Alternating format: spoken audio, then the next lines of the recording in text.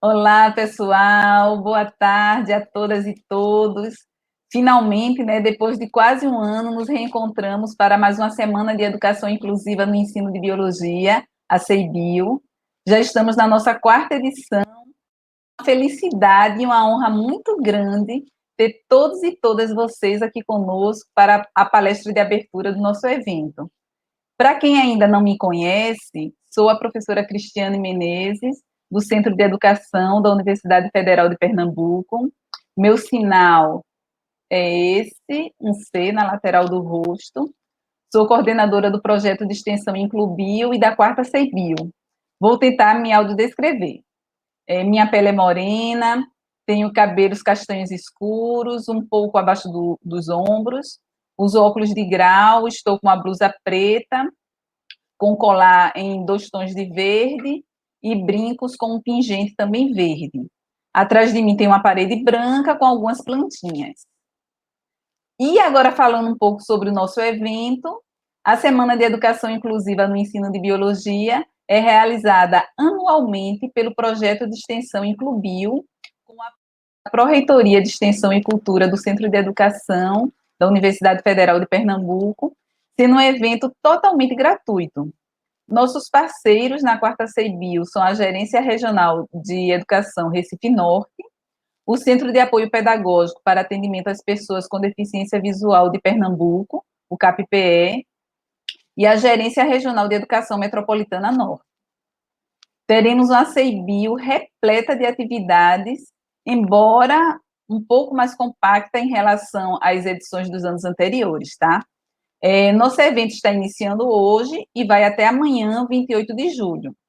E da mesma forma que ocorreu no ano passado, a quarta CEIBio será totalmente online, buscando abordar temas relevantes para a construção de uma educação inclusiva, frente aos desafios, né, que todos e todas nós ainda estamos enfrentando no cenário atual da pandemia da Covid-19, que infelizmente não acabou.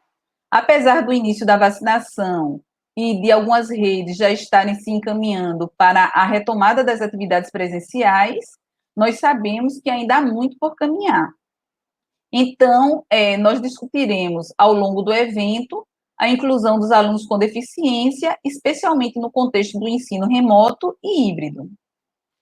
E aproveito para lembrar a quem ainda não fez a sua pré-inscrição no evento, para que faça sua inscrição agora, ok? O link para realizar essa inscrição geral está disponível na descrição dessa transmissão, aqui no YouTube, tá bom? E também está sendo exibido agora aqui na telinha, vocês fiquem atentos. Esse é o link da inscrição geral. A partir dessa pré-inscrição é que geraremos o certificado geral do evento para quem obtiver a frequência exigida, detalhado lá na página da CEIBio.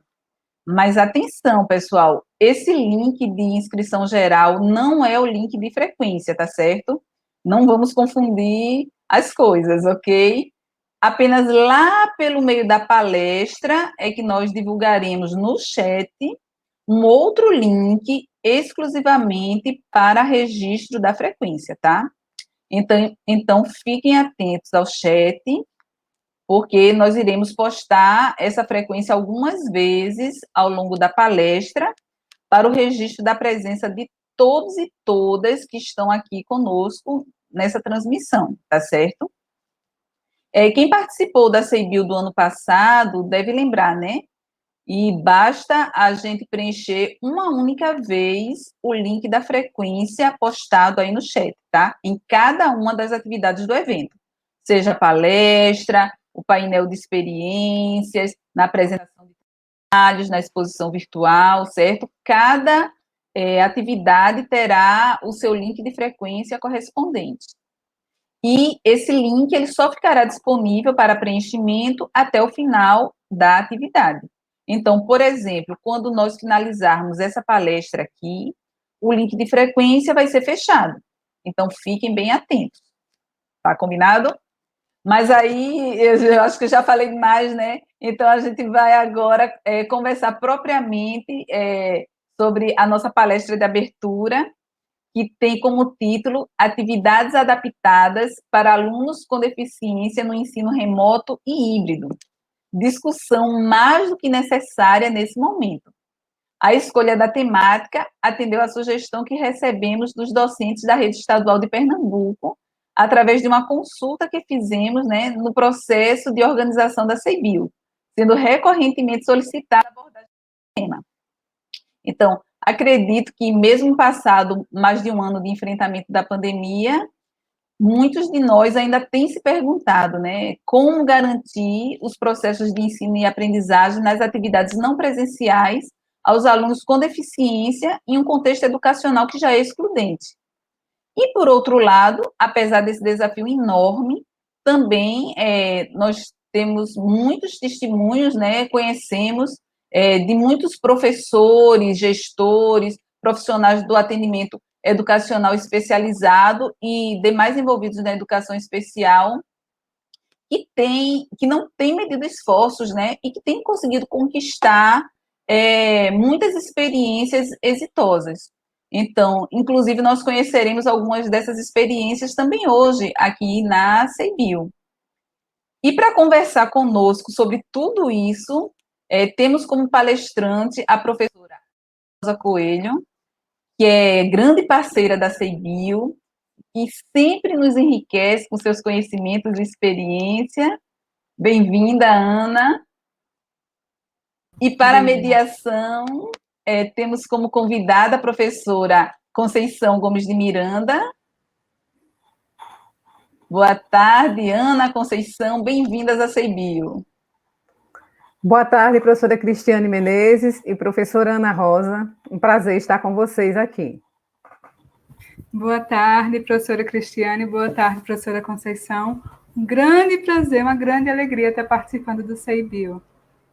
Muito obrigada por terem atendido ao nosso convite. Sempre é um prazer muito grande encontrá-las. A professora Ana Rosa Coelho é licenciada em Letras Libras pela Universidade Federal de Pernambuco, especialista em Libras e Educação Inclusiva da Pessoa Surda, especialista em Atendimento Educacional Especializado e professora brailista da Secretaria de Educação do Estado de Pernambuco. Ana, muito obrigada mais uma vez por sua disponibilidade em estar aqui conosco, nos ajudando a refletir e a pensar em ações possíveis para a educação especial e inclusiva nas aulas remotas e híbridas. Eu só tenho a agradecer, Cris, só tenho a agradecer a todo o CEBIL, muita gratidão de estar contribuindo com vocês e aprendendo mais e mais. Nós que agradecemos. E a professora Conceição Miranda, falando um pouquinho dela, ela é licenciada em Pedagogia, possui mestrado e doutorado em Educação pela Universidade Federal da Paraíba.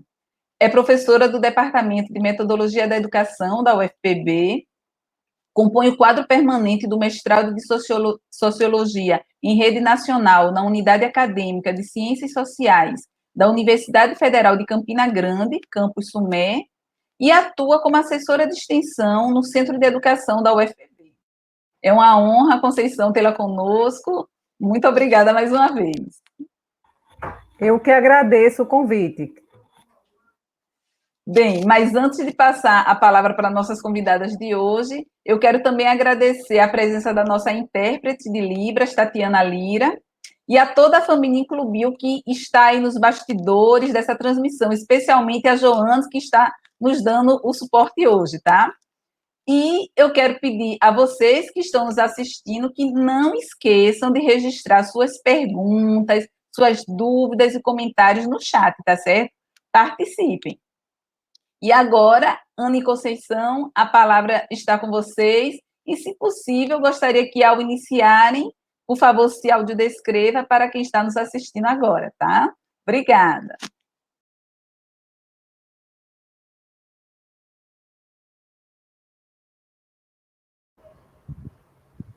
Gente, boa tarde. Eu vou fazer minha audiodescrição rápida. Eu sou uma pessoa de pele clara, de estatura mediana, sou gordinha, tenho cabelos cacheados, castanhos, na altura do ombro. Eu tenho um rosto oval, cabelos claros, estou usando óculos redondos de armação de metal, e estou usando brincos compridos de bolinhas na cor laranja com ouro velho. Eu uso também estou vestida um vestido estampado e estou de fone de ouvido. Eu sou Conceição Miranda, vou me descrever para vocês neste momento. Sou de pele morena, né? Ou eu me auto-intitulo como negra, cabelos pretos cacheados, né? Que vão até a altura do ombro. Estou usando uma camisa de cor laranja com branco, argolas de prata e óculos de grau vermelho, né, quadradinho, e só. Sim, sou de estatura mediana também, né?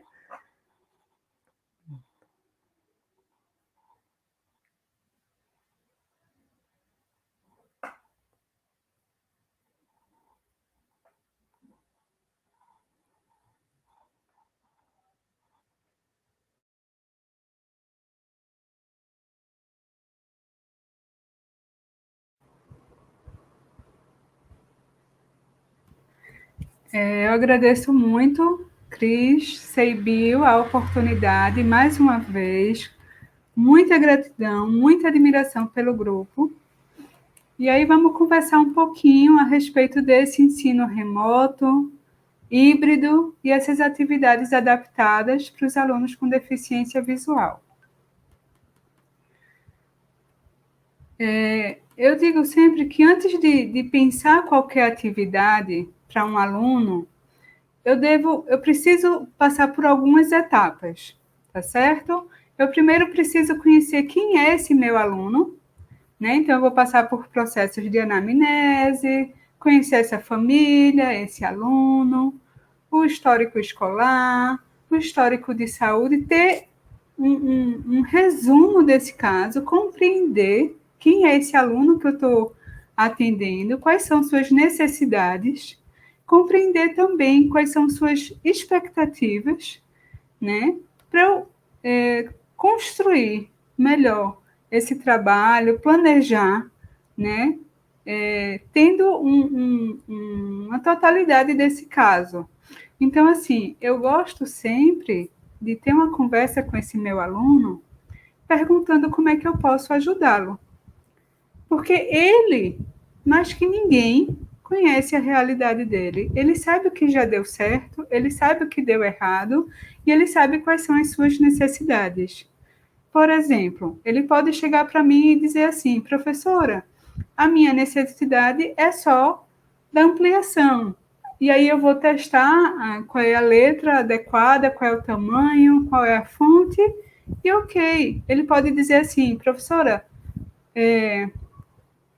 tal adaptação não serviu, então eu já não vou usar aquele material. Então, assim, é a partir da realidade de cada aluno que eu vou desenvolver esse trabalho, né? Então, conhecer as demandas dele, conhecer o que é que essa escola espera, qual é a realidade desses professores frente aos alunos com deficiência, a experiência deles, né? E aí a gente vai construindo em conjunto esse trabalho, mostrando as possibilidades, as potencialidades desses alunos.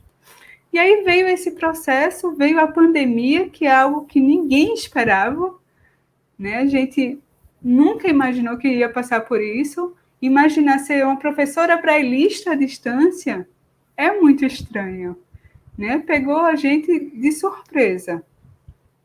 E aí a gente não sabe até quando isso vai, né? E aí vieram várias questões. Como é que é trabalhar no ensino remoto? Como é que é trabalhar com esses alunos com deficiência visual? E aí sempre vão ter tentativas, vão ter erros, vão ter acertos, e lembrando sempre que pensar a realidade de cada aluno, que cada um vai ter uma necessidade diferente. Então, conhecendo esse aluno, conhecendo suas necessidades educacionais, as adaptações necessárias nesse novo contexto, que inicialmente no remoto é o contexto de casa, né? Então, conhecer as possibilidades dentro dessa família, até que ponto, que tipo de material, tudo isso é essencial para o meu trabalho. Conhecer também se tem acesso à tecnologia, aos formatos de tecnologia, se usa computador, se usa celular, se esse celular é para toda a família, se tem a internet disponível, tudo isso é de extrema importância que eu compreenda, que eu conheça essa realidade, tá certo? E aí, nesse meu trabalho, é essencial a participação da família. É essencial que eu desenvolva em conjunto esse trabalho, né? Que eu tenha essa troca, essa interação com essa família sempre, né? Pensando nesse resultado, nesse bom aproveitamento do aluno, nesse trabalho exitoso, tá? Então, tem que sempre ter essa parceria de extrema importância, sempre conversando com eles, se tal adaptação vai dar certo, se tem esse material, se não tem, que outro material a gente poderia usar, qual é o melhor dia desse atendimento, qual é o melhor horário, porque, por exemplo, pode ser um celular para 3 filhos, né? Então, qual o horário que eu tenho disponível? Tudo isso a gente vai organizando em parceria com essa família. E aí a família também vai compreendendo um pouco desse trabalho que é desenvolvido na escola, né? Que agora a gente precisa, mais do que nunca, trabalhar em conjunto. Eles vão vendo quais são as adaptações que a gente faz, como é que a gente trabalha com esse aluno, como são as provas, as atividades, e aí, cada vez mais próximo, cada vez mais em conjunto. Isso tem trazido resultados maravilhosos. Maravilhosos. Muitas vezes a gente não conseguia tanto acesso a essa família, e agora a gente está bem mais próximo. E aí eu vou exemplificar para vocês de acordo com os casos que eu acompanho, tá?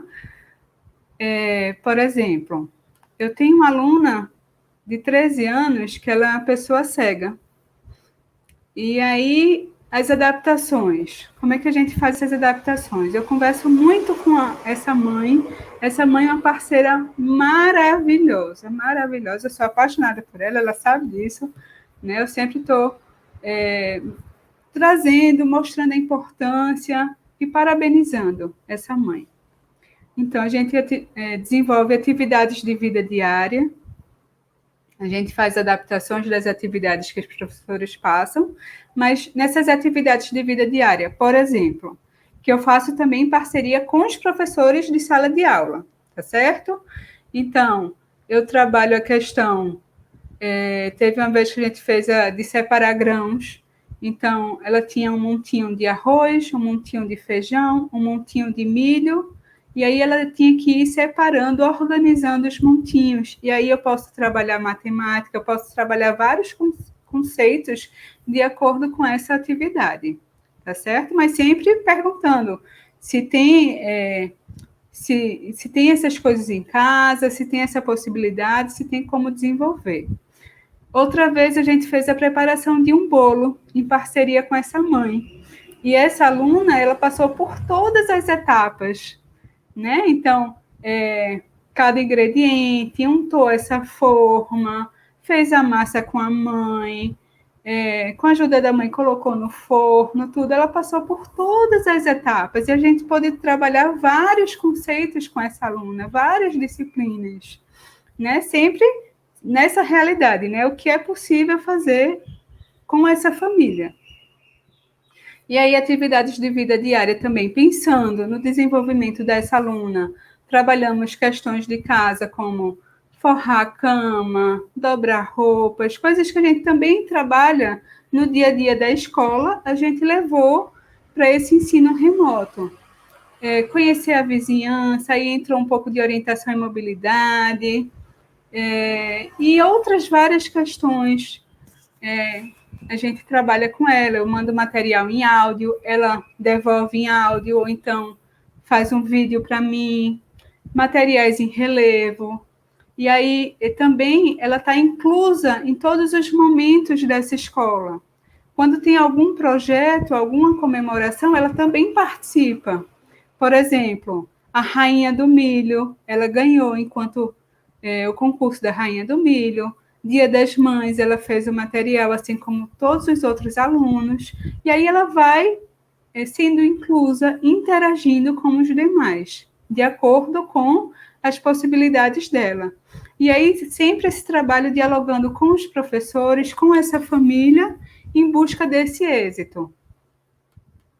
Um outro aluno, ele também é cego, já é maior de idade, a gente usa muito o Braille, tá? A gente iniciou o Braille antes da pandemia, ele já sabe todo o código, então sempre vai treinando o Braille, eu vou passando as atividades para ele no formato oral, com descrição de imagens, e aí sempre ele faz esse material em Braille, a gente treina essa escrita, essa leitura, e todas as atividades da escola ele tem feito sem problema algum. O bom desse aluno é que ele tem um bom domínio, um excelente domínio das tecnologias. Então, ele usa muito bem computador, muito bem celular, não está apresentando problema algum quanto a isso. E aí faz as provas, faz as atividades, eu faço a leitura, ou ele faz sozinho mesmo. Isso a gente faz nos dois formatos e está tendo muito êxito. Eu tenho mais alguns alunos com baixa visão. E aí, por exemplo, um deles, eu faço ampliação de todas as atividades, porque ele tem essa necessidade, né? Eu amplio todo o material, e aí ele acompanha pelo celular, e aí ele responde. Ele tanto responde no formato escrito quanto oral, isso vai variar. Muitas vezes eu peço por escrito, para ir melhorando essa escrita, tudo. Ele assiste o EducaPE pelo celular, e aí as provas a gente faz nesse mesmo formato. Ele gosta que eu vá enviando as questões, foto das questões, eu envio e pergunto através de áudio, e aí ele me dá essa resposta, como eu disse, né, tanto no formato oral quanto escrito. E ele é um aluno muito aplicado, ele sempre está pedindo atividades, ele sempre está participando, está sendo muito legal esse trabalho. Eu tenho um outro aluno, baixa visão, que ele acompanha o remoto com independência. A gente conversa, eu atendo cada aluno semanalmente, e aí ele sempre diz, não, professora, está tranquilo, não preciso de adaptação, estou conseguindo acompanhar através de todas as tecnologias. Onde é que eu acompanho ele de uma forma mais próxima? Nas provas, eu envio a prova ampliada para ele e fico online, fico disponível para qualquer dúvida, se precisar que eu mande em áudio, enfim, eu sempre estou naquele horário que a gente marcou acompanhando as provas dele. Tem outras alunas, 2 outras alunas baixa visão, que uma delas eu envio a prova ampliada, ela faz sozinha, o remoto ela acompanha sem problema algum, e a outra não precisa de adaptação nenhuma. Ela diz que consegue, ela tem acompanhado com independência, tanto as provas, quanto a EducaPE, quanto as atividades passadas. E aí eu trouxe esses casos para mostrar que cada um vai ter uma demanda, uma necessidade diferente. Né? Eu não vou ter como padronizar, eu não vou ter uma receita de bolo de como atender um aluno com deficiência visual. Eu vou da realidade daquele aluno, da necessidade que ele apresenta, pensar como vai ser esse trabalho, como é que eu vou desenvolver esse trabalho no ensino híbrido e remoto. Então, né, sempre pensar de acordo com a realidade desse aluno, o contexto em que ele está inserido, né, a realidade dessa família, a necessidade que ele vem apresentar, e aí é a partir daí que eu vou pensar que adaptações eu posso fazer, que adaptações ele vai precisar, né, porque alguns vão precisar de mais, outros de menos, algumas adaptações vão servir para um, não vão servir para o outro, então cada caso eu vou ter que pensar individualmente, tá certo? Então, sempre essa questão, o trabalho em conjunto com essa família, conhecendo essa realidade, conhecendo esse aluno, conhecendo esse contexto, para pensar como é que eu vou desenvolver esse acompanhamento.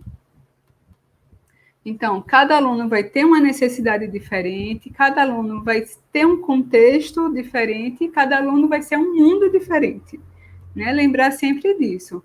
E que a gente também vai passar por momentos que a gente vai errar, que a gente vai acertar, e a gente vai aprender em conjunto, né? Porque tudo isso é novo para todo mundo, para a gente enquanto profissional, para essa família, para esse aluno. Então, saber que acontece. Ah, isso não deu certo, então vamos pensar outro material, vamos pensar outra metodologia. E a gente vai trabalhando em conjunto, um ajudando o outro. Espero ter contribuído com vocês. Qualquer coisa, estou à disposição, viu? Para a gente aprender em conjunto e ir desmistificando essa questão dos alunos com deficiência visual. Esse trabalho na inclusão e durante a pandemia no ensino híbrido e remoto.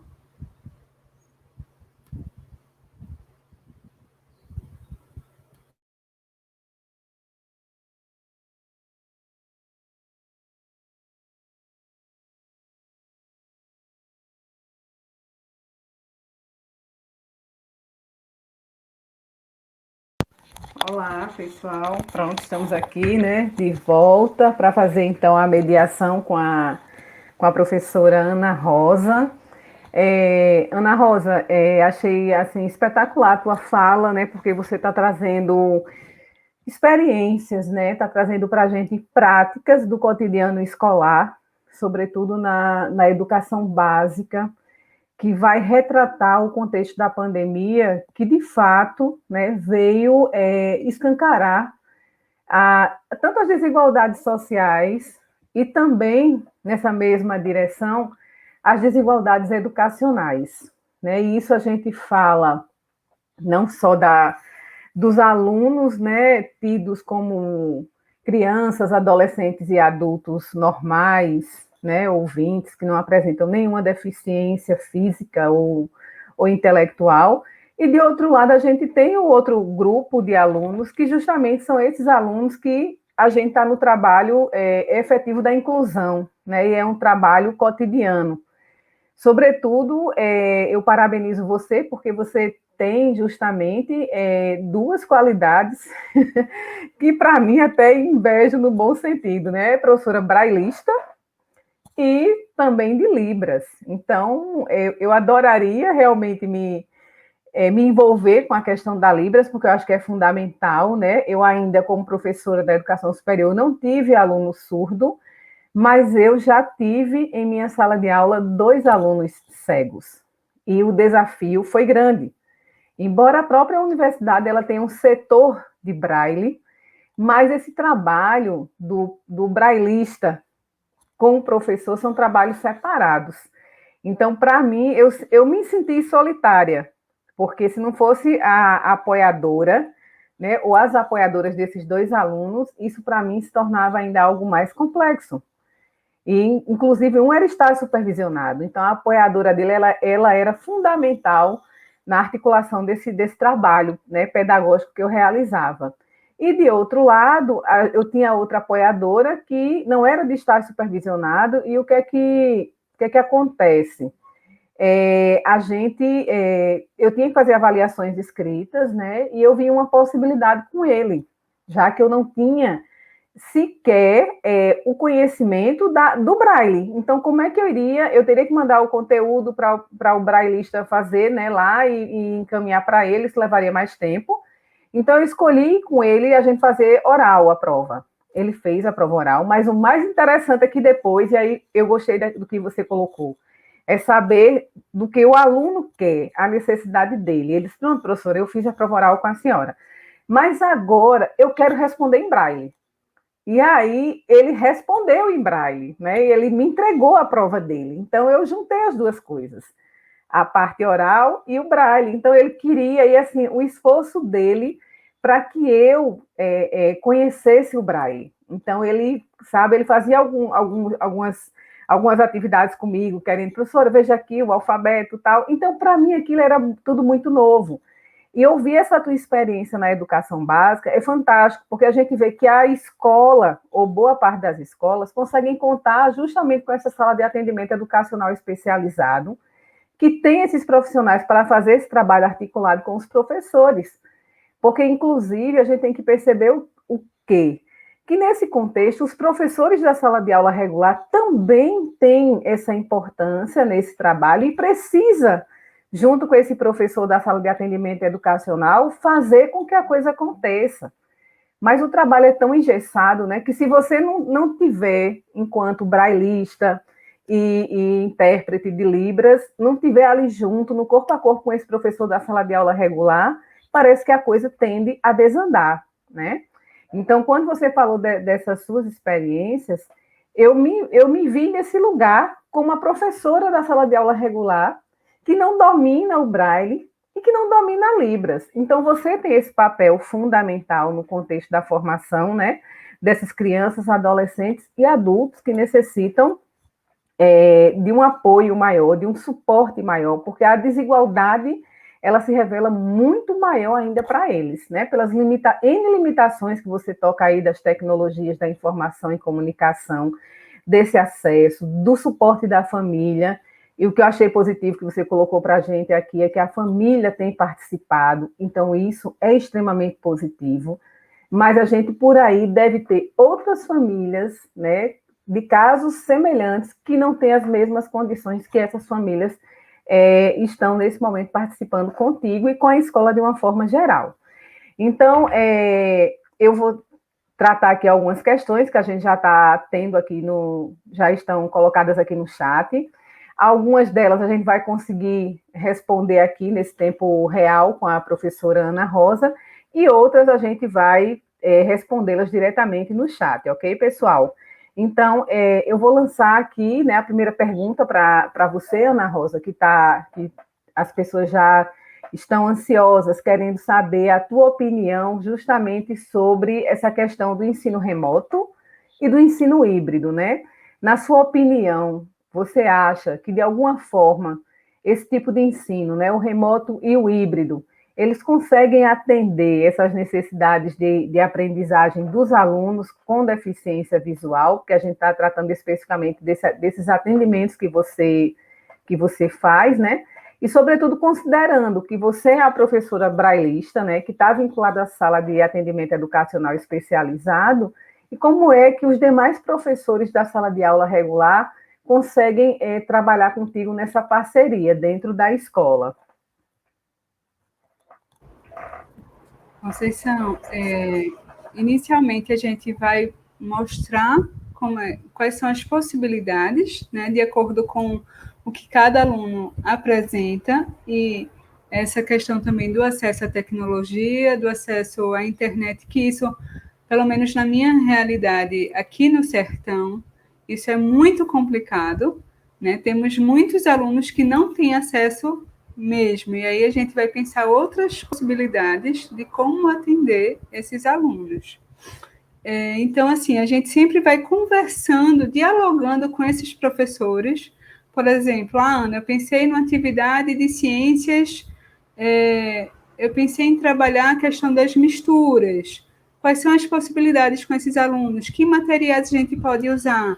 E aí a gente vai ver com essa família também quais são as possibilidades, como vai desenvolver esse trabalho. Por exemplo, outra vez a gente trabalhou a questão de fração em matemática. E aí também como é que vai fazer isso adaptado, como vai fazer isso no concreto. E aí sempre essa parceria, tem que ter sempre essa parceria com a família e com os professores de sala regular, pensar a partir da atividade do ensino que eles têm, da matéria que eles têm, como é que a gente vai passar isso para os alunos com deficiência visual. Aí sempre pensando com esses professores, qual seria o material concreto que esse aluno ia usar, e com a família, se tem esse material disponível. Então, na minha opinião, para ter êxito, a gente tem que trabalhar sempre em conjunto, com o professor de sala regular, vendo O que é que vai ser trabalhado ali, qual é o assunto e como adaptar esse assunto para aquele aluno específico.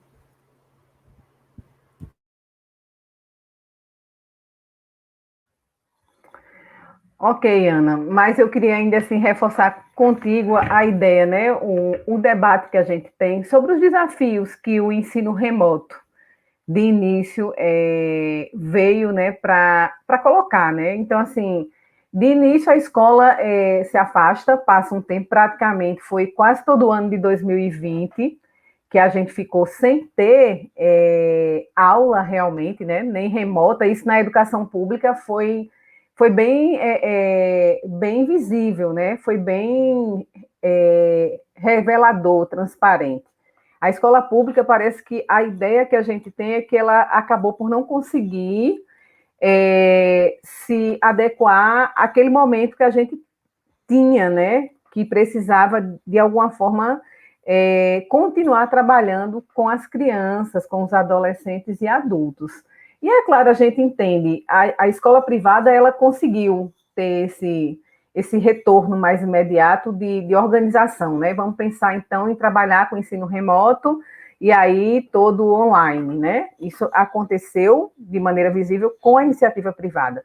Mas a escola pública ela demorou mais, então praticamente foi todo o ano de 2020 sem esses alunos terem acesso, né, ao processo de escolarização. Então, o que é que a gente vê? O remoto colocou esse desafio, né? E a escola, quando volta em 2021, ela começa remota, a escola pública. Depois, na outra parte, ela já trabalha, no caso, algumas realidades com o híbrido, né? Que é parte, né, na escola e parte online. Então, a questão maior, assim, para mim, nesse momento a partir do momento que a escola começou a trabalhar com o remoto, né, que é justamente esse pelo online, por esse distanciamento em que a gente teve que usar o celular, em que a gente teve que mandar atividade para casa. Então, eu gostaria de saber como é que foi para você ter que, junto com o professor da sala, né, que esse aluno que você atende é aquele aluno lá da sala de aula regular, não é isso? É aquele que está junto com todo mundo. Como é que foi esse desafio para você? E se você sentiu também nos professores, nos demais professores, como é que eles se sentiram na hora de ter que pensar as atividades e dizer, olha, Ana, vamos fazer as adaptações para mandar para o aluno X, Y, Z, que é o aluno tanto cego e surdo, ou especificamente você trabalha mais com os alunos cegos, ou tem surdos e cegos. Eu gostaria que você pudesse compartilhar com a gente um pouco do que foi essa experiência. Quando a escola diz, ó, vamos trabalhar remoto, e aí a gente vai ter que fazer atendimento online, a gente vai ter que enviar atividade para casa, os pais vêm buscar, ou a gente, de repente, leva, dependendo das condições. Como é que foi essa experiência que você sentiu, né, enquanto professora brailista e também intérprete de Libras? Como é que você sentiu essa sensação desse ensino remoto, juntamente com os professores, para pensar as atividades e fazer as adaptações e encaminhar para as famílias? Inicialmente, para todo mundo foi uma grande surpresa, né? Pensar como é que a gente ia desenvolver esse trabalho e ninguém tinha noção de que isso ia se estender, não é verdade? E aí pensar a realidade de cada aluno desse, né? Como é que eu ia atender, por exemplo, os alunos com deficiência visual, né? Como eu disse, eu tenho alguns que são cegos e outros que são baixa visão. Então, para alguns do baixa visão, eu posso mandar ampliado o material, outros essa ampliação não serve, só vai servir o áudio, e os alunos cegos, eu vou ter que enviar, em sua maioria, em áudio. Por exemplo, eu tenho uma aluna que nem está mais no município em que eu trabalho. Ela está matriculada na escola, mas ela mora em outro município atualmente. Então, não teria nem como ela vir buscar o material, entendeu? Aí, no caso dela, é tudo em áudio, né, que eu vou passando esse material para ela e fazendo essas adaptações em conjunto com essa mãe. Vai ter outro aluno que vai ser, por exemplo, eu tenho um PDF, eu vou ampliando esse PDF e eu envio no formato de fotos, ele consegue abrir no celular. E aí eu vou conversando com cada professor, né, qual é a melhor metodologia para cada aluno daquele que a gente está atendendo.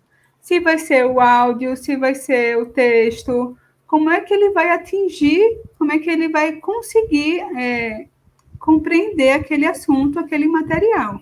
Então, sempre esse trabalho em conjunto, sempre conversando com os professores de acordo com cada contexto, né, que a gente está atendendo. Em relação aos alunos surdos, vai ser a mesma realidade. Eu vou ter aquele aluno que domina Libras, aquele aluno que não domina Libras, aquele aluno que tem dificuldade com português, né? Então, eu também não vou ter como pensar, generalizar, né? O aluno surdo atende de tal forma. Não, cada um vai ter uma necessidade diferenciada. Né? Então, de acordo com cada contexto, é que eu vou pensar qual é a adaptação que esse aluno vem precisar. E aí, inicialmente, foi difícil para todo mundo pensar como atingir esses alunos, como chegar a esses alunos. E aí a gente foi descobrindo as possibilidades. E como eu tinha dito, vai ter momentos que vai dar certo, vai ter momentos que eu vou ver que aquela metodologia não funcionou com aquele aluno. Então, eu vou pensar qual é o novo formato que eu vou utilizar. Mas sempre essa construção em conjunto com os demais professores. Por exemplo, um aluno surdo vai ajudar muito que eu utilize imagens com esse aluno, para ele compreender aquele material. Né? Então, cada um vai ter essa necessidade diferente, um material diferenciado. Pronto, então, essa questão, como você falou, né, dessa parceria sua com os professores, porque a maior dificuldade, eu acho que para os professores que você faz a parceria, que você atende, é justamente, vai no gargalo da formação inicial.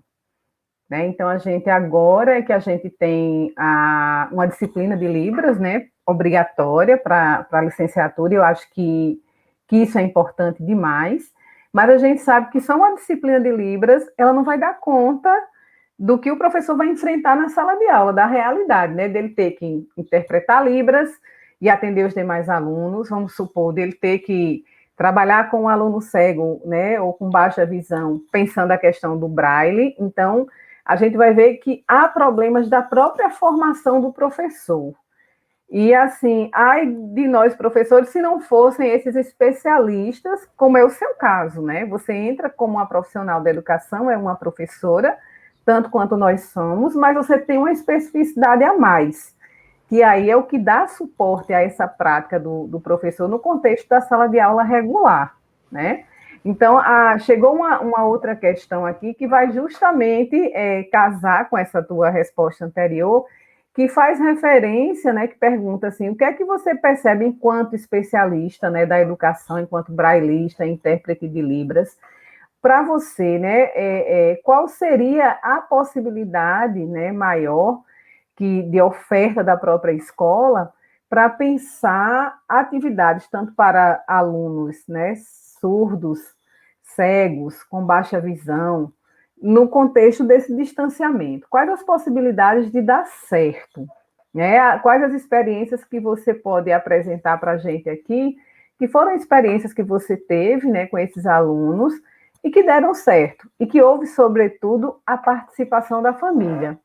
Eu acho que é uma pergunta bem-vinda nesse momento, né, porque a gente está tentando buscar, porque críticas tem o tempo inteiro, a gente sabe todas as dificuldades, dos desafios de trabalhar com o ensino remoto e o ensino híbrido.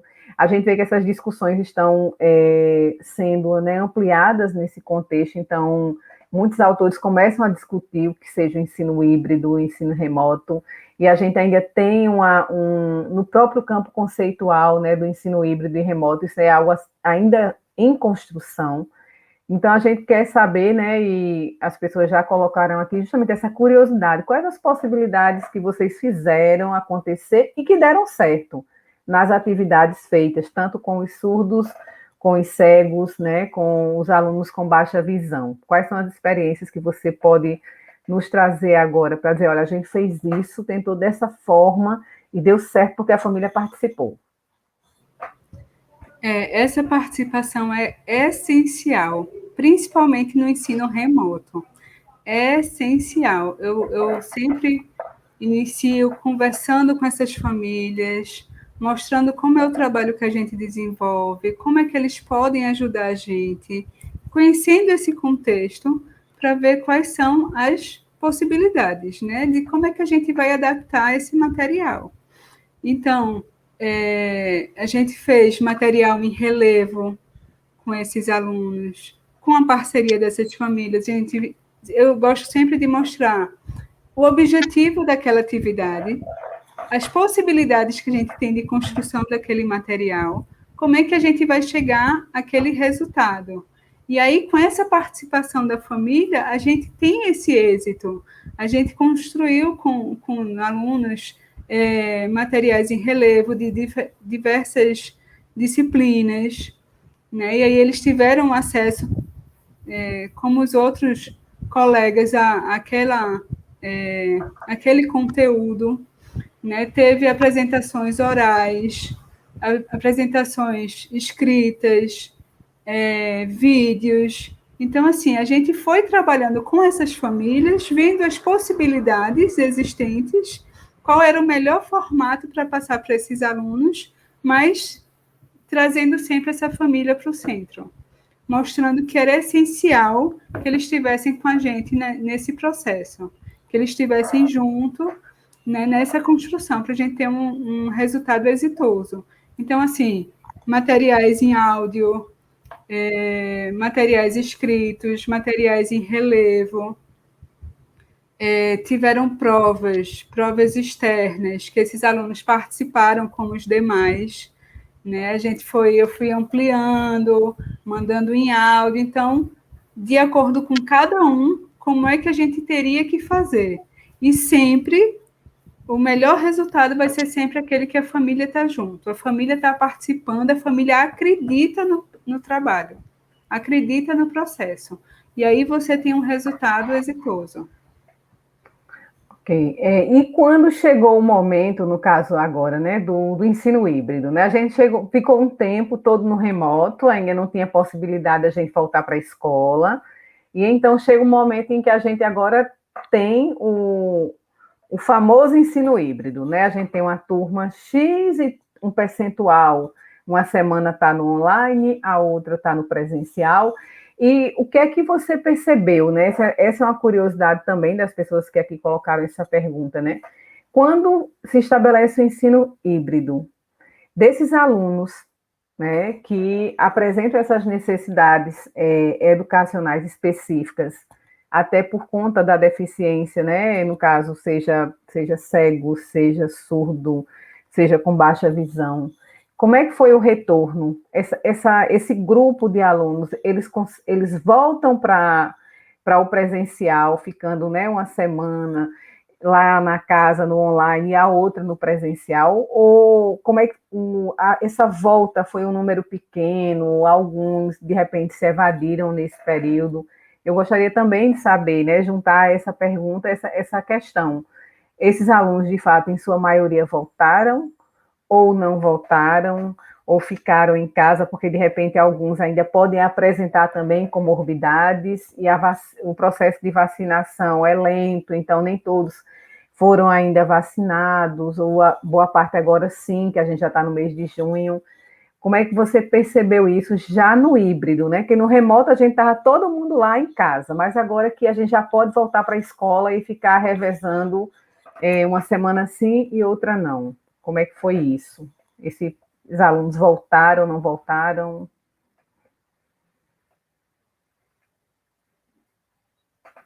Então, nessa questão do híbrido, cada família escolhe se volta, se não volta, né? E aí, em sua maioria, a maioria dos meus alunos, as famílias escolheram que não retornavam, que iam continuar só no remoto, né? Porque aí vem o medo, a questão da vacina. Se esses alunos, porque assim, tudo deles é o tato, né? Os alunos com deficiência visual, o principal é o tato. E aí, essa questão, a gente tem que estar com álcool em gel o tempo todo, cuidado no que toca e lavar as mãos. Então, a maioria deles não voltaram. A maioria deles está só no remoto mesmo.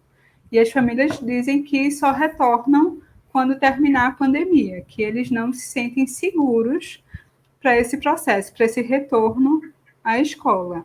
Alguns escolheram o híbrido, mas a gente não está tendo essa permanência. Eles estão sendo bastante faltosos na escola. Então, eles estão mesmo, os que eu acompanho, eles estão no remoto. Porque a gente, pensando, né, esse contexto do híbrido, um professor ele vai estar nessa sala de aula com a parte presencial e atendendo também aqueles que estão no online, né, seja lá no remoto. Então, ele está em tempo real atendendo duas realidades. E aí, para esse professor que está na sala de aula regular, imagino o desafio que seja quando se de repente pensa em eu estou fazendo uma atividade com a turma aqui no presencial, olhar em casa, vamos fazer essa atividade também. Então, como é essa repercussão? É uma outra curiosidade, agora já é uma questão minha. Como é, não sei se você acompanhou, e eu gostaria de saber se de fato você acompanhou essa experiência, né, em que uma atividade está acontecendo no presencial, e essa atividade também se destina lá no online, onde você tem os alunos com baixa visão, cegos e surdos. Então, essa é a minha curiosidade, né? Se você já deu esse suporte ao professor na sala de aula num contexto como esse.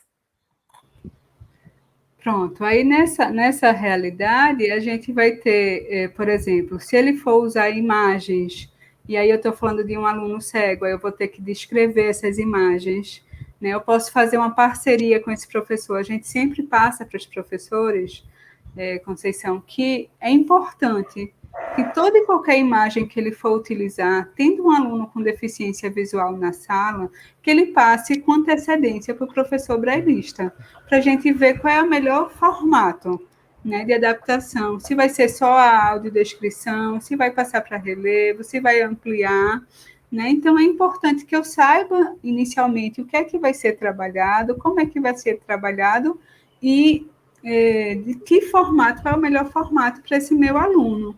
E aqui eu ainda tenho uma realidade, existem as aulas online pelo Google Meet, e aí eu entro na realidade da questão da internet, que muitas vezes esses meus alunos não têm a internet disponível para estar no Google Meet, entendeu? E aí eu vou ter que fazer uma outra forma de adaptação desse material, né? Ele não vai acompanhar pelo Google Meet, então a gente vai enviar um resumo para ele através de fotos, as atividades, enfim, tudo isso eu vou ter que pensar. Se essa aula vai nesse formato, ele vai conseguir acompanhar, ou a gente vai ter que fazer um outro formato, um outro material para ele, né? Porque a gente tem muito aqui essa questão de alguns não terem acesso à internet, ainda está em dados móveis, enfim, e aí não conseguir acompanhar nesse formato. Uma outra pergunta, né, que apareceu aqui no chat é justamente sobre a maioria desses alunos, né? Eles acessam a forma de acesso mais frequente para as atividades no ensino híbrido. É mais pelo Google Meet ou pelo WhatsApp, ou a professora e você, enquanto professora brailista, né, intérprete de Libras, vocês utilizam essas duas ou mais uma plataforma ou outra? Foi uma outra questão que chegou aqui no chat, agorinha. Então, isso vai variar. Ano passado, era mais o WhatsApp. Era o formato mais utilizado era o WhatsApp. Esse ano está se usando mais o Google Meet. Mas, por exemplo, eu trabalho em duas escolas. Em uma se consegue que os alunos acompanhem, na outra já não consegue. Então, vai muito disso mesmo, da realidade de cada local. Então, assim, atualmente, estão usando vários formatos. Tem o EducaPE, que é pelo YouTube, e tem na televisão também. Tem o WhatsApp, tem o Google Meet, tem o Google Sala de Aula, né? Então, tem todos essas plataformas sendo utilizadas atualmente. Mas eu ainda vou ter esse aluno que não vai conseguir acessar, né? E aí eu tenho que botar tudo isso no meu contexto, de cada aluno desse, até onde ele consegue, que acesso ele tem, a que plataformas ele vai conseguir, né? Então, por exemplo, eu vou ter aquele que vai acompanhar o Google Sala de Aula, o Google Meet, e vai ter aquele que só vai conseguir o WhatsApp, ou então a gente vai ampliar e ele vai buscar na escola. Então, vai de acordo com cada caso, como é que a gente vai desenvolver. Certo. Então, pelo que você colocou aí, realmente, né? Quando o ano passado começou o remoto, realmente o WhatsApp, eu acho que era a ferramenta, a plataforma mais utilizada, e até porque o áudio, que eu acho que nesse contexto ele é importante, né? Sobretudo para o aluno cego e com baixa visão. Mas a outra questão também que chegou aqui é com o aluno surdo. Quando chegou esse período do remoto, né, e do híbrido, essa comunicação com o aluno, né, pela sua experiência, com os alunos surdos, como é que ela se deu? Como é que ela aconteceu da maneira mais imediata? Porque com o cego e o de baixa visão, o áudio vai resolver tranquilamente. E com os alunos surdos, como é que isso funcionou? Então, aí a gente vai ter essa outra realidade. Eu vou ter o surdo que sabe Libras, o surdo que não sabe Libras, o surdo que sabe português. Então, cada caso também vai ser de um formato. Vai ter alunos que eu vou mandar o material em Libras, ele vai acompanhar, ok. Outro aluno vai ser melhor que a gente envie em Libras, mas também com imagens, que aí facilita a compreensão dele. Mas vai ter aquele aluno que chegou para a gente que ainda não é alfabetizado, que ainda não tem Libras. Então, por isso que eu digo que a gente não pode, a gente tem que ver cada caso, como é que a gente vai resolver. Mas, no caso, como é que estão hoje esses alunos que são surdos nesse atendimento, no caso agora híbrido, né? Como é que está sendo o acesso maior a eles quando se trata do online, né? Que de repente naquela semana ele não está no presencial, está no online, e considerando, como você colocou, né, boa parte das famílias, por se sentirem inseguras, e é claro que é natural essa insegurança, sobretudo para quem vai precisar usar o tato como essa ferramenta mais imediata no contexto da aprendizagem, né? Então, assim, como é que está nesse momento sendo o atendimento a esse aluno surdo que está no distanciamento e que só vai voltar quando a pandemia acabar?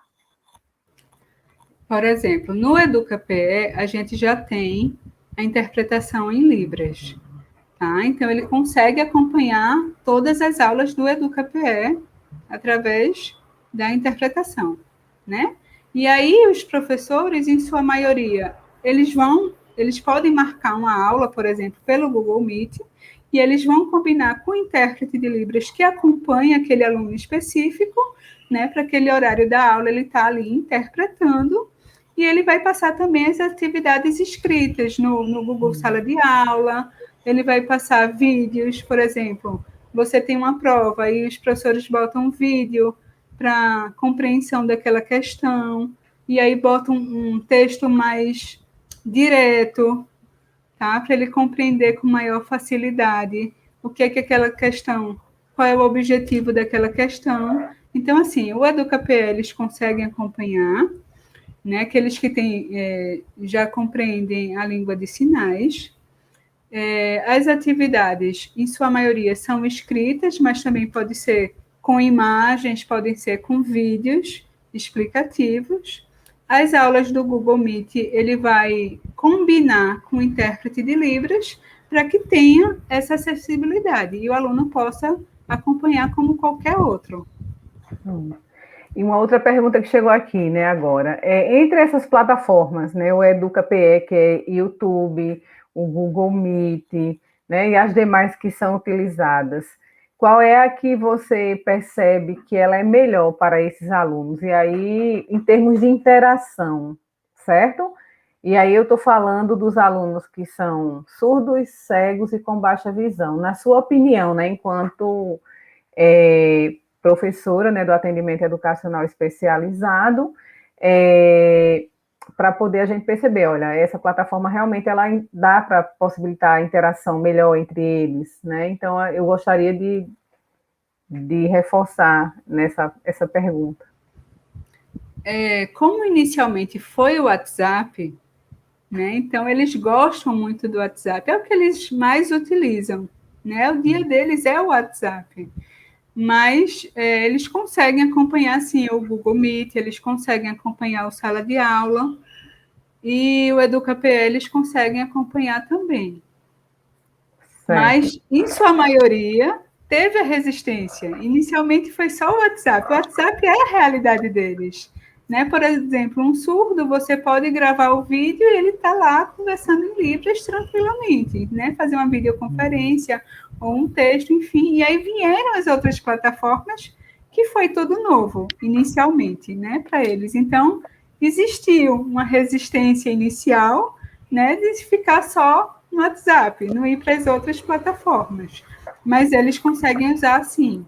Agora, por exemplo, se tiver uma imagem, se eu penso num aluno cego, aí eu vou ter que fazer a descrição dessa imagem, entendeu?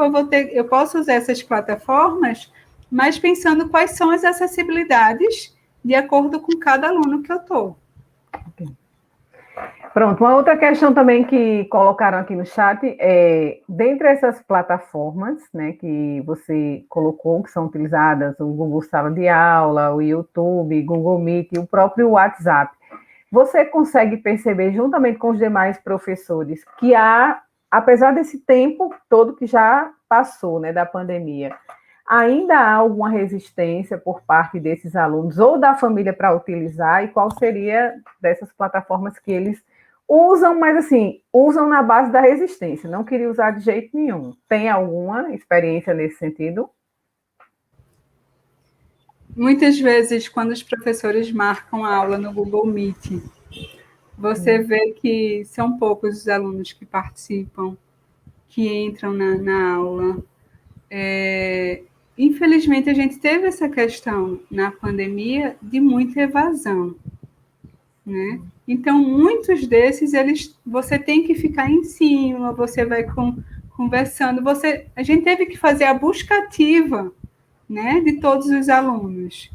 E aí, muitos ficaram desanimados, desgostosos de como foi no passado, se vai continuar assim esse ano, né? Então, esse trabalho, né, sempre interagindo, mostrando a importância, tem que participar, vamos acordar cedo, vai ter aula. Então, muitas vezes a gente tem que ficar nessa interação, né, mostrando para eles a importância deles estarem participando dessa aula. Ah, professora, eu não quero aparecer. Tá, então deixa a câmera desligada, é só no início deixa essa câmera ligada. Ah, eu não quero responder, mas tem que responder, é importante responder. Então, muitas vezes a gente vê, né, e não é só na educação básica, né, que a gente está vendo esse cansaço, essa questão de não querer estar participando. Então, muitas vezes eles apresentam essa resistência no Google Meet, em responder alguma atividade no Google Sala de Aula, eles gostam mais do WhatsApp. Okay. E uma outra questão que apareceu também aqui, né, no chat é sobre a avaliação da aprendizagem destes alunos, né?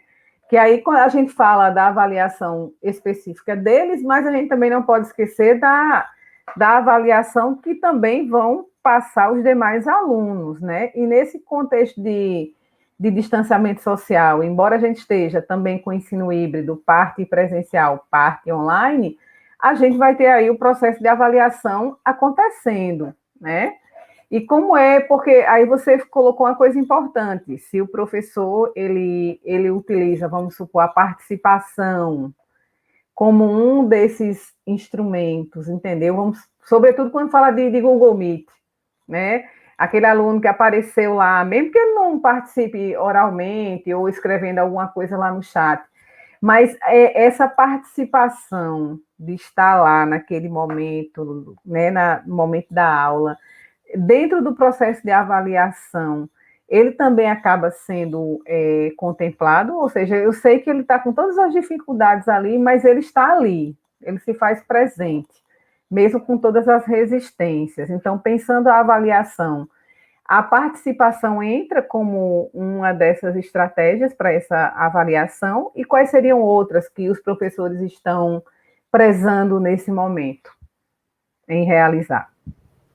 Tem a questão da participação nas aulas, né, que estão sempre marcando com os alunos, aula no Google Meet, as atividades, né, que eles vão enviando. Por exemplo, pode também marcar trabalho em grupo, cada um na sua casa, mas desenvolve aquele trabalho, aquele trio, aquele quarteto, desenvolve aquele trabalho. Então, a gente sempre está buscando esse retorno, né, dos alunos quanto às disciplinas trabalhadas. Então, tem a aula, então, quer deixar a câmera desligada? Deixa a câmera desligada, mas também dá um retorno quanto à atividade, aí faz uma atividade diferenciada, faz um bingo, faz uma brincadeira, que aí você vai trazendo esses alunos para próximo, para perto. E aí, por exemplo, as avaliações, aí a gente vai pensar, né, as avaliações com esses professores, a gente pede com antecedência para olhar essa prova, ver como é que a gente vai, se é necessária alguma adaptação, como é que a gente vai fazer com aquele aluno. Então, assim, ele participa de todo esse processo, tá, como os demais alunos. Então, a aula, se tem aula no Google Meet, ele tem que participar da aula no Google Meet, se tem atividade para casa, digamos assim, então tem que fazer, a gente vê se tem alguma adequação necessária, e as avaliações também. Ok, uma outra pergunta que chega aqui é justamente sobre a questão do planejamento, né, que a escola realiza. A sistemática de encontros, né, de todos os professores para pensar o bimestre, para pensar, né, esses períodos para poder fazer a avaliação. Como é que tem ocorrido esses planejamentos, Ana Rosa? E assim, como é que dentro desse planejamento acaba-se também pensando estratégias mais específicas para atender os alunos cegos, né, surdos e com baixa visão? Como é que isso tem sido tratado no planejamento escolar? Porque é um outro momento que se faz importante, né, para a gente, para esse compartilhamento de experiências, né? Porque o que você está falando aqui para a gente é o que muita gente está passando nesse momento, que está aqui no evento, mas também os que não estão no evento, estão em casa, que têm filhos com necessidades educacionais especiais. A gente tem sempre reuniões, seja online, seja presencial, e aí isso vai variando, até de acordo com como é que estão os índices da pandemia, enfim, se vai ser remoto, se vai ser presencial, mas sempre tem as reuniões das escolas, e aí esse planejamento em conjunto, né, com os demais professores. Por exemplo, como eu falei, tem os projetos, né, tem os projetos temáticos, São João, Dia das Mães, enfim, Natal, e a gente vai pensar como é que esses alunos também vão participar desse projeto, né, sempre incluindo esses alunos em todas as atividades da escola. E aí, quando os professores vão pensar quais são as estratégias, eles vêm conversar com a gente quais são as melhores adaptações, quais são as possibilidades. Pronto. Uma outra questão, Ana Rosa, quantas crianças, e aí crianças, adolescentes, no caso alunos, né, você atende, e em que série esses alunos eles estão, né? Só para a gente ter uma ideia do público que realmente é atendido com essas especificidades. Atualmente, eu trabalho em 2 escolas. Em uma das escolas, eu atendo 2 alunos. Uma é uma aluna cega de 13 anos, está no 7º ano. o outro é um aluno baixa visão que está no 9º ano. Na outra escola, eu tenho 3 alunos baixa visão, um no 6º ano, uma no 9º ano e uma no 1º ano do ensino médio. Pronto, ok. Agora eu vou trazer uma outra questão aqui sobre as expectativas, né? E aí as expectativas que eu vou colocar agora é em torno do que sente, ou do que sentem, né? Os professores, juntamente com você, porque a gente está vendo que é um trabalho de parceria, não tem como não ser. E o bom é que eles, os professores, né, entendem as limitações que eles têm e, claro, recorre a você para justamente dizer, olha, a gente não está conseguindo fazer isso para atender esses alunos, mas tem você que pode nos auxiliar. Como é que você vai nos ajudar a chegar mais perto desse meu aluno surdo, cego e com baixa visão? Então, quais são as expectativas que eles têm nesse momento, quando eles te procuram? O que é que você sente em relação a eles? Porque é você que dá esse suporte. Se você não estiver perto, né, então para eles vai, de fato, haver dificuldades para atender esses objetivos de aprendizagem. Então, o meu olhar aqui agora, a questão é saber de você. O que é que você sente quanto às expectativas que eles trazem, quando diz, olha, Ana, vamos pensar nas adaptações. As expectativas dos professores são sempre de contemplar esses alunos da melhor forma possível, né? E aí, como é que a gente vai fazer? Então, a gente vai pensar qual é o assunto que está sendo trabalhado, como é que eu vou passar esse assunto para esse aluno. Por exemplo, para um desses alunos, ano passado, a professora estava trabalhando a questão da geometria, das figuras geométricas. E aí eu combinei com a mãe de fazer em relevo, né, essas figuras, depois fazer a imagem delas usando cola branca e barbante, né? E aí a gente conseguiu contemplar a atividade que a professora queria. Teve outra vez que foi a fração, a professora deu a ideia, e se não, usar uma barra de chocolate, porque já tem os quadradinhos, né? E aí, utilizando ali, fazer essa brincadeira. Então, assim, a expectativa dos professores é sempre que eles sejam contemplados, que eles sejam inclusos no processo. E aí, esse trabalho em conjunto é de como possibilitar, né? Como conseguir que esse aluno seja incluso, que esse aluno seja contemplado nesse processo. Por exemplo, teve a leitura do Pequeno Príncipe, e aí eu consegui também em vídeo, né, o resumo do Pequeno Príncipe, e a aluna depois tinha que escolher qual foi a parte que ela mais gostou, e ela fez isso em vídeo, ela participou como os demais alunos, só que num formato diferenciado ela teve acesso ao material.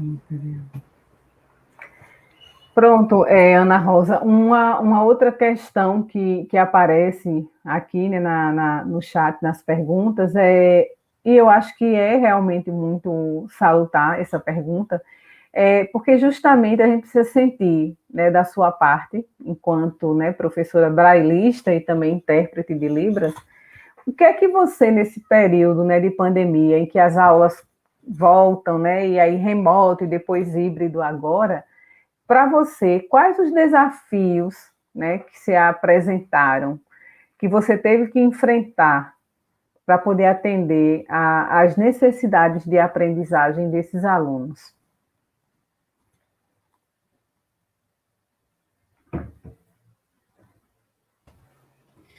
Eu digo que a gente teve desafios e a gente teve também êxitos nesse processo da pandemia. E o maior êxito para mim foi essa proximidade das famílias, essa aproximação que a gente teve, esse trabalho em conjunto, né, eles compreendendo melhor o que é feito, como é feito nas escolas. O maior desafio é essa questão, né, de saber o que é que pode ser utilizado em casa, o que é que eles vão ter, como é que a gente vai conseguir fazer essa adaptação, sempre em parceria com essa família. Então, assim, eu tive como desafio quais são os materiais disponíveis, a questão da tecnologia, que eu não tenho como negar. Por exemplo, teve um momento que, ano passado, a mãe de um desses alunos, o celular caiu no chão, e aí ficaram sem acesso, né? Então, assim, tem essas questões, né, que podem acontecer, que vêm dificultar o trabalho na questão do remoto. E no caso, você também falou do êxito, né? Acho que agora, aí já para complementar essa pergunta que veio, quais foram os êxitos que você percebeu, apesar de todas as dificuldades que se colocaram, né, com essas desigualdades, né, educacionais, sociais, porque isso impactou diretamente no aluno da escola pública, quando a gente poderia, de fato, ter políticas públicas, né, educacionais mais efetivas, sobretudo para o contexto da pandemia, né? Então, a gente viu que a escola pública, ela ficou, realmente, ela teve muitas perdas nesse sentido, e que a gente vai precisar lá na frente recuperar essas perdas que nossos alunos tiveram, né? Então, a gente até mesmo dentro da própria universidade, a gente tem um percentual de alunos que não estão conseguindo também acompanhar, no nosso caso, o ensino remoto, né? A gente não está no formato híbrido. Mas se a gente tem isso na educação superior, a gente sabe que isso ainda é pior na educação básica, essa dificuldade, esse acesso às tecnologias, esse acesso à internet. É uma internet que não é de qualidade, né? Então a gente vê muitas dificuldades dentro desse contexto. Mas eu gostaria que você pudesse relatar aqui, apesar de todas as dificuldades, quais seriam os êxitos que você, de repente, consegue hoje observar que aconteceu na aprendizagem desses alunos, né, surdos, cegos e com baixa visão? Eu fico muito feliz sempre que eu vejo o resultado, eu vejo o retorno deles quanto uma atividade desenvolvida, um conteúdo que foi trabalhado e que a gente conseguiu contemplar, conseguiu que eles compreendessem aquele material. Então, assim, toda vez que, com todas as dificuldades apresentadas, a gente consegue que eles cheguem àquele resultado, que eles compreendam, que eles deem aquele retorno, né? Eu digo que é um grande êxito com todas as dificuldades que a gente tem, que a gente teve. Então, assim, por exemplo, né, tivemos provas de mais de 100 questões. E aí você fazer com eles, por exemplo, você fazer... Eu tirei para um aluno, eu tive que fazer foto de cada questão dessa.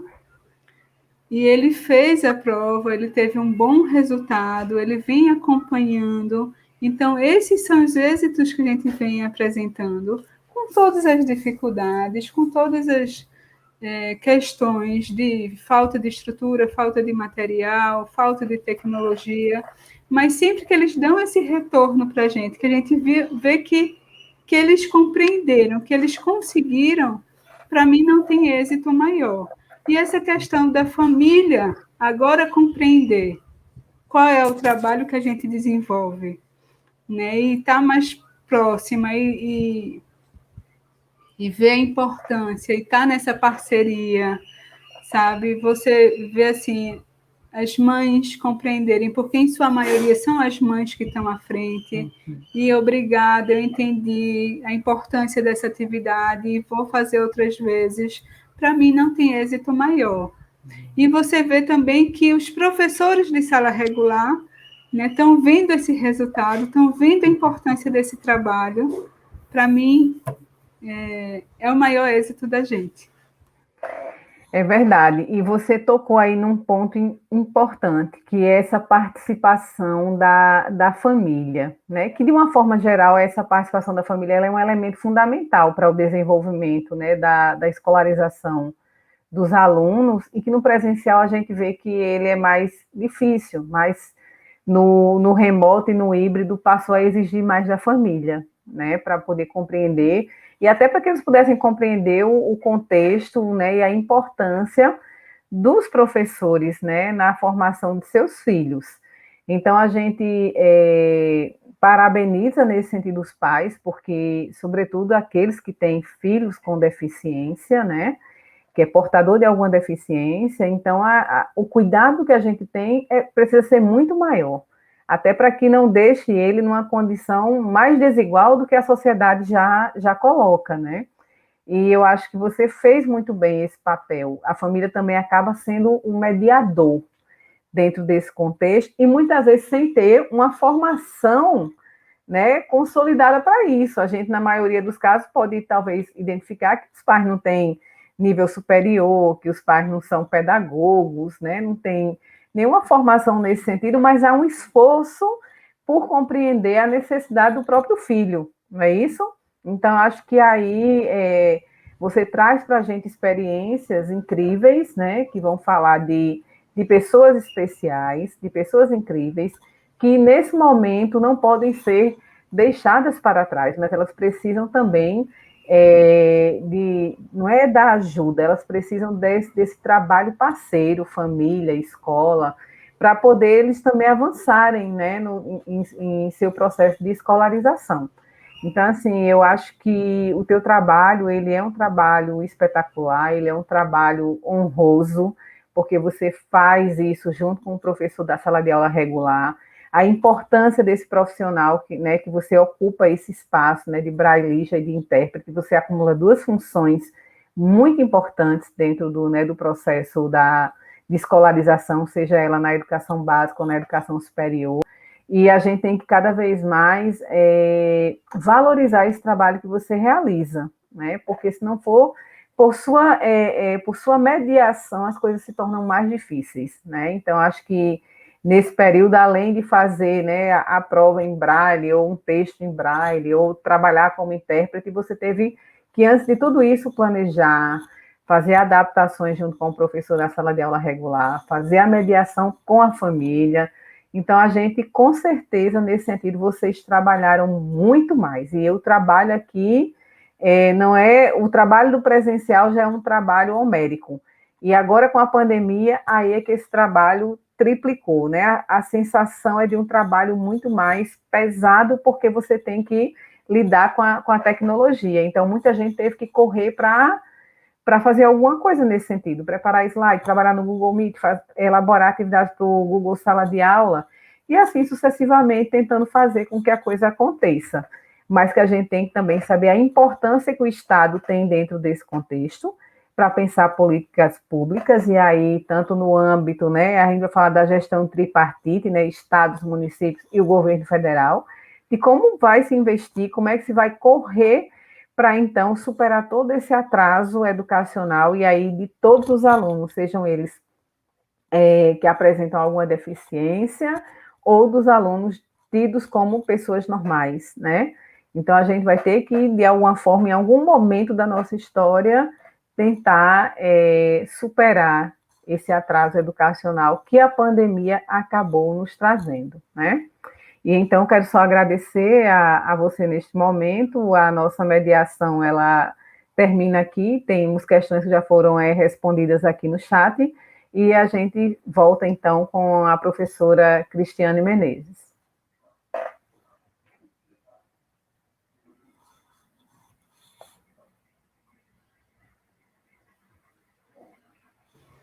Cris está sem áudio.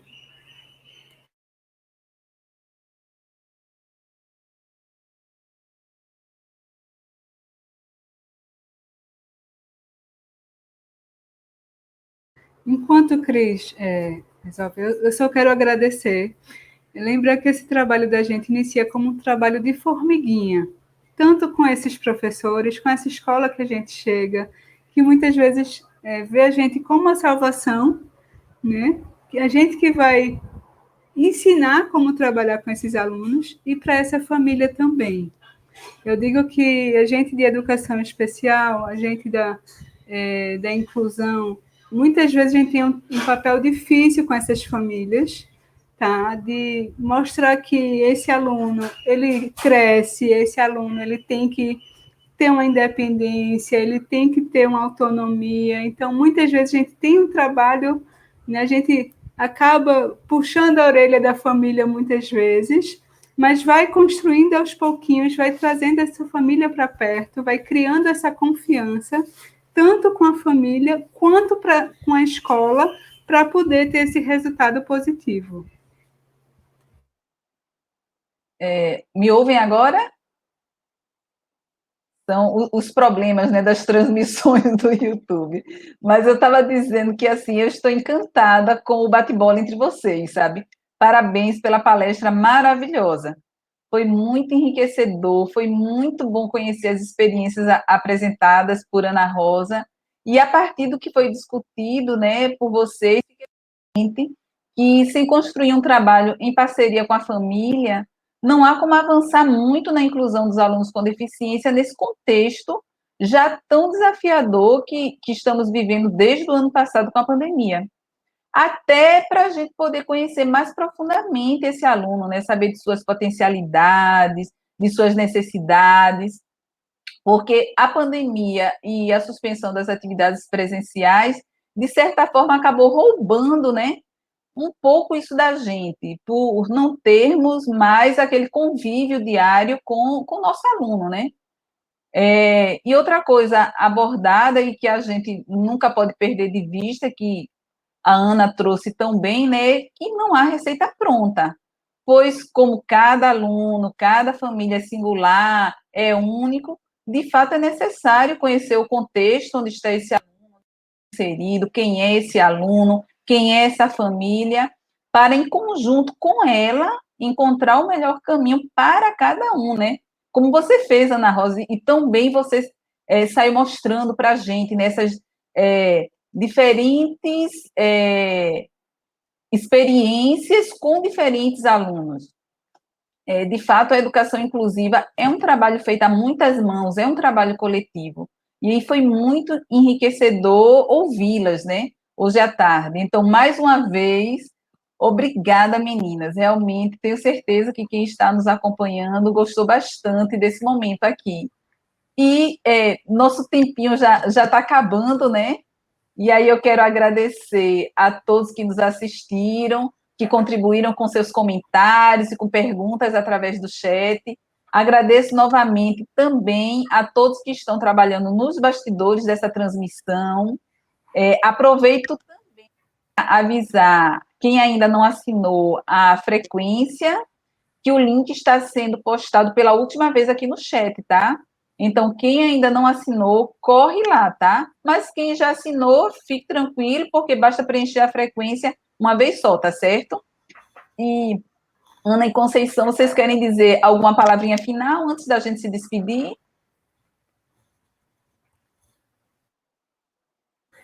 Eu só tenho a agradecer mais uma vez, agradecer por esse momento riquíssimo de aprendizado, né? A gente está sempre aprendendo, aprendi muito com vocês. Eu espero ter contribuído com todos os professores, né? Tirado um pouco das dúvidas. Não tem como tirar todas, né? A gente sempre vai ter uma insegurança, ter uma dúvida, e como eu disse, né? Não vai ter uma receita de bolo, não vai ter um material para todos os alunos, cada um vai apresentar uma demanda diferenciada, mas a gente vai conseguir, sim, com tranquilidade, conhecendo cada realidade, trabalhando em conjunto, a gente consegue chegar a um bom resultado. Muito obrigada, meninas, um grande abraço. Bom, eu quero agradecer por esse momento, né? Para mim foi um momento, assim, maravilhoso, porque eu tive a oportunidade de conhecer esse trabalho que a Ana Rosa faz, e, ao mesmo tempo, quando ela vai falando dessas experiências, eu fui trazendo para mim, né? Pelos alunos que eu já tive.